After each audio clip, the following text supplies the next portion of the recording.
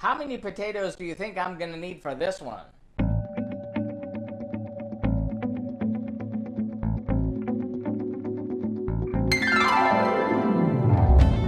Welcome back to Cliffieland. This is weekend country number 100 on our second attempt of cooking the food of every single country in the world. And tonight we're up to the nation of Lithuania. Lithuania, located on the Baltic Sea, is across the sea from Sweden and Denmark and shares land borders with Belarus, Poland, Latvia, and the Russian exclave of Kaliningrad Oblast. And its food is pretty typical of that you'll find in a snowy northern climate. It's heavy in things like dairy, pork products, rye, and along the coast, fish.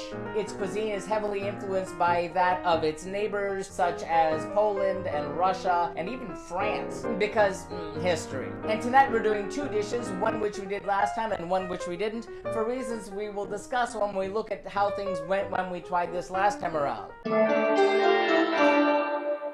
Well, 4 years ago on the Global Cooking Challenge, I decided to do two specific dishes.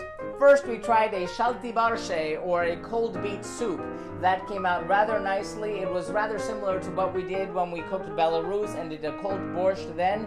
I liked it, it was great, and I was looking forward to doing it again this time. As for that second dish, however, for that one I decided I would try to do the national dish of Lithuania, which is cepelini, which is sort of a boiled package of potato with minced pork and bacon. It's the national dish of Lithuania. Apparently people really love it, but they really only cook it at home for special occasions because it's so complicated. Generally they'll eat it out at a restaurant. I tried to make it myself. I had to grate 5 pounds of potatoes for it, and I put the stuff together and I put it in the water, and it quickly became one of the most epic fails in the history of the Global Cooking Challenge because it came apart into a million little pieces and it didn't taste very good. It was supposed to look like this, and it actually wound up looking, wait for it, like this. You're welcome to point and laugh here. So I decided I'm not making that one again. Just as a side note, I found out since then that when you grate the potatoes for this specific thing, you're supposed to grate them super fine because apparently they fall apart for a lot of people.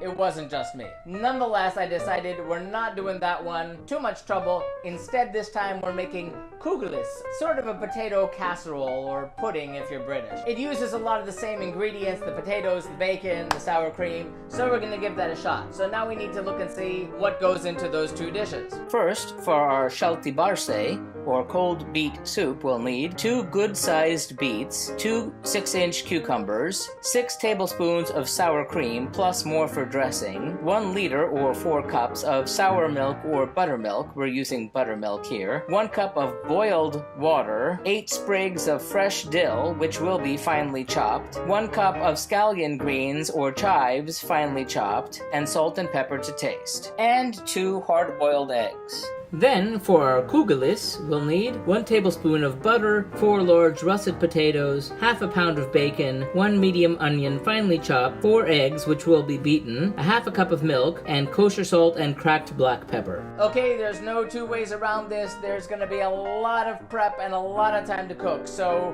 let's get going. Bring a pot of water to a boil. Add the beets and boil for about 30 minutes. Meanwhile, hard-boil the eggs. Chop the hard-boiled eggs into pieces and reserve. Peel the cucumbers. Slice the cucumbers thinly. Boil the cup of water and let it chill until cold. We really have no idea why it suggests this, but we did it anyway. Remove the beets from the water and let them cool. When cool enough to touch, peel the beets.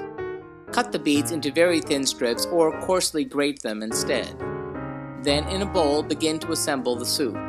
Add in the beets, cucumbers, buttermilk, scallions, chilled water, 6 tablespoons of sour cream, salt and pepper.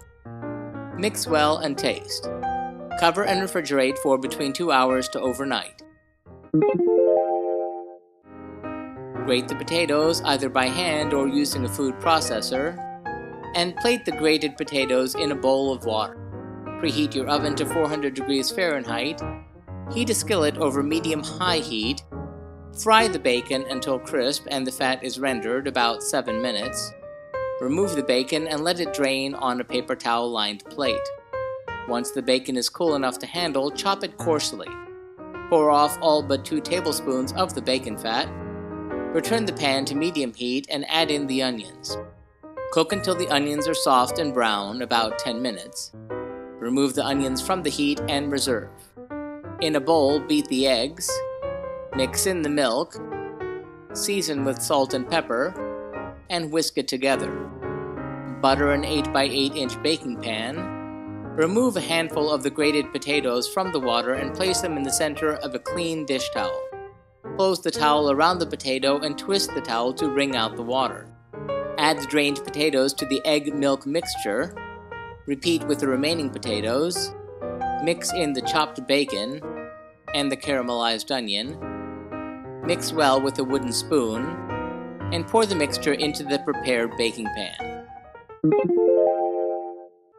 Ladle the soup into bowls, dress with the chopped eggs, dress with the chopped dill, and serve cold.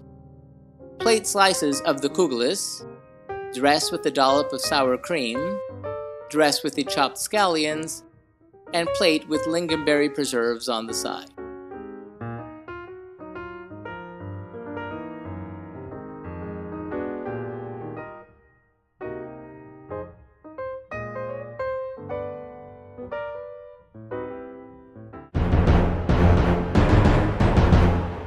How did that turn out? Well, first we need to take a look at that ШалtIbarščai, or the cold beet soup. That came out rather nicely. I enjoyed it. However, in my specific preparation, going from that specific recipe, I had a little bit of a quibble. First off, the buttermilk on my end, the only one I could find was a non-fat buttermilk, and I think I sensed that because there seemed to be fat missing in that soup. So that was kind of a me problem. It seemed to be a little under-seasoned, which again was kind of a me problem. And it said 2 nice-sized beets.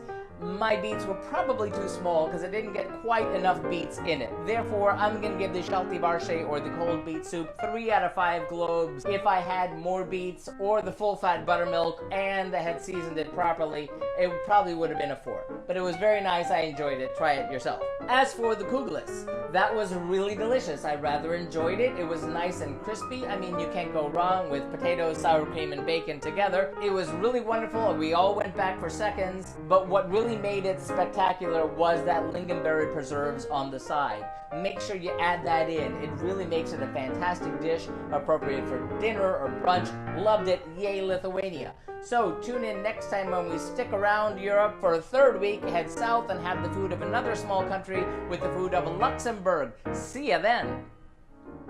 And remember, if you'd like to see our streams live when they happen every Tuesday night, be sure to follow us on Periscope or Facebook Live. Like and subscribe to be advised when these videos are posted. Remember, links to the original recipes can always be found in the About section. And if you have any thoughtful feelings or helpful suggestions about the food that we're cooking, let us know in the comments. Thanks for watching and happy eating!